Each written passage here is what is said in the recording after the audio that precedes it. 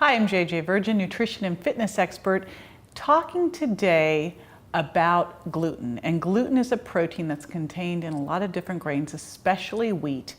And if you are sensitive to it, it can wreak havoc on you. Now, you've probably heard of celiac disease. That's people who absolutely cannot handle gluten. If they eat gluten over time, it will kill them.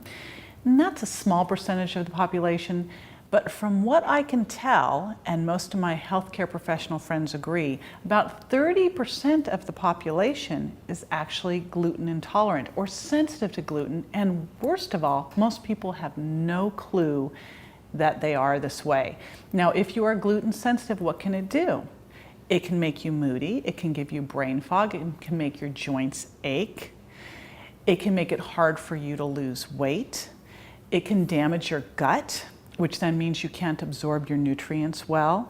By the way, gluten is basically like a drug. It can cause this morphine-like response to your brain.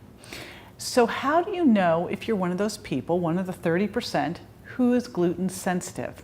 There are some lab tests that you can do, but honestly, I think the best thing that you can do is do a trial of totally removing it from your diet for at least 3 to 4 weeks. Now, the challenge will be totally removing it because gluten hides in a lot of different places. Obviously, you're going to want to avoid things like wheat bread and wheat pasta, but you also have to read the labels because if there's MSG, soy sauce, it's in a lot of condiments. Check your mustard. There's usually wheat in there as well.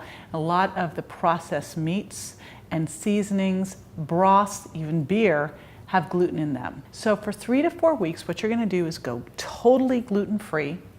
Replace those gluten-containing grains with rice.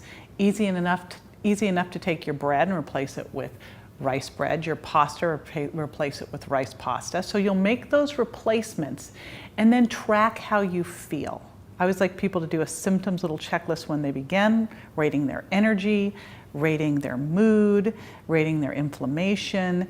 And then at the end of 3 to 4 weeks, check those symptoms again, see how you're doing, and then challenge yourself with some pasta, with some wheat bread, and do that for a couple of days and pay attention again to those symptoms. See if you feel any different having taken the gluten out and now re-challenge it. You may not notice a difference. You may notice a big difference. I know when I eat any gluten-containing grains now, my fingers swell. You owe it to yourself to give yourself a test to see how you do with gluten, because again, we're seeing about 30% of people don't handle gluten well, and this could be slowly sabotaging your health. I'm JJ Virgin for the Live So Well website, and I'm encouraging you to take the gluten-free challenge.